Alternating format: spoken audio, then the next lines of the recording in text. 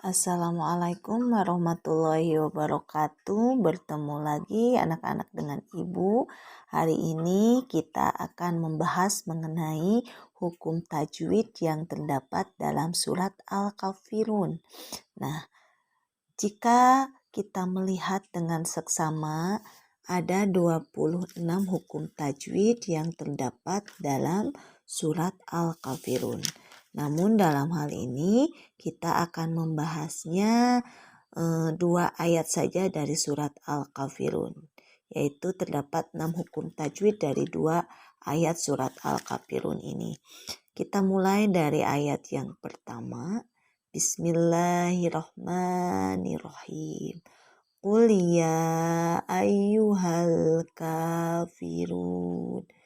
Nah, hukum tajwid yang pertama di sini kuliah. Nah, di sini menunjukkan mad jaij mumpasil karena di sini terdapat mad mad tabi'i atau mad itu panjang ya, bertemu dengan hamzah tapi berbeda kata. Jadi tidak dalam satu kata ya. Nah, disebut dengan mad jaij mumpasil. Nah, jika kalian menemukan hal tersebut dalam kalimat Al-Quran yang lainnya, itu disebut dengan hukum tajwidnya itu mad jaij mumpasil. Jadi harus dipanjangkan anak-anak antara 2 sampai dengan 6 harkat. Kemudian kita lanjutkan. Qul ya ayyuhal kafirun. Ka di sini mad tabi'i atau disebut juga dengan mad badal. Dibaca panjang sebanyak 2 harkat. Kafirun. Nah, itu disebut dengan mad arid li sukun. Karena di sana ada sukun bertemu dengan wawu di akhir kalimat. Nah, itu dipanjangkan antara 2 sampai dengan 6 harkat. Selanjutnya, la a'budu ma ta'budun. La di sana sama dengan yang tadi mad jaij mumpasil karena ada mad bertemu dengan hamzah atau alif yang berbeda kata. Jadi tidak dalam satu kata. Dipanjangkan sebanyak 2 atau 6 harkat. La a'budu ma. Nama di sana merupakan mad tabi'i. Mad tabi'i karena di sana ada patah atau patah yang berhadapan dengan alif. Ya, di sana berarti dipanjangkan sebanyak 2 harkat anak-anak ya. Ta'budu. Nah, itu adalah mad arid li sukun sama yang seperti tadi. Nah, itu anak-anak mengenai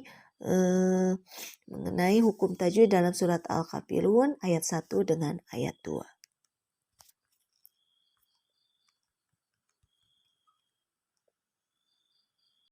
Nah, anak-anak, sekarang kita akan membahas mengenai tajwid, mengenai mad tabi'i. Kenapa? Karena mad tabi'i ini merupakan tajwid yang banyak sekali atau yang paling banyak terdapat dalam Al-Quran. Oleh karena itu, merupakan dasar dalam membaca Al-Quran itu harus tahu mengenai mad tabi'i. Mad itu artinya panjang, sedangkan tabi'i itu artinya asli. Jadi, mad tabi'i itu cara membacanya itu harus dipanjangkan anak-anak ya. Sedangkan mad tabi'i itu ada 3, yaitu ketika patah bertemu dengan alif sukun atau alif mati itu harus dipanjangkan. Kemudian ketika kasroh bertemu dengan huruf ya mati itu juga sama. Dan yang terakhir ketika domah bertemu dengan wawu mati atau wawu sukun.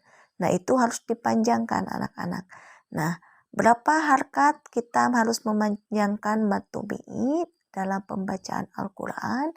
Yaitu sebanyak 2 harkat atau 2 ketukan. Jadi ketika kita menemukan huruf-huruf mad tobi'i atau menemukan mad tobi'i dalam Al-Quran itu harus dipanjangkan sebanyak 2 harkat anak-anak. Nah itu mengenai mad tobi'i.